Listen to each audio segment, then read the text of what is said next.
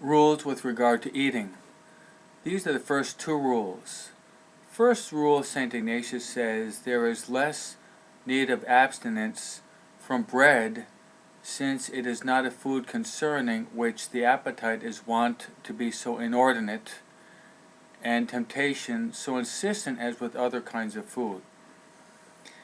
What he's basically saying is, especially in the time in which he lived, bread was common, and in this time in which he lived, there would be less temptation to go overboard in having bread than having other types of food. The second rule he points out is, as to drink, abstinence seems to be more necessary than in eating bread. Hence, one should consider carefully what would be helpful and therefore to be permitted, and what would be harmful and to be avoided.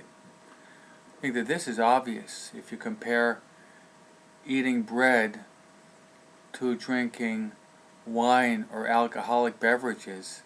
Obviously the difference is going to be enormous. Someone who goes overboard with respect to drinking wine or alcoholic content is going to have very negative consequences on that person's life. He can start to become an alcoholic.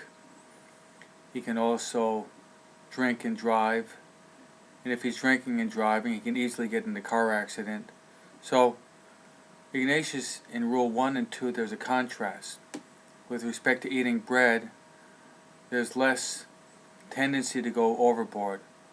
But with those who are moved to drink, they have to be much more cautious and much more aware of the dangers of this.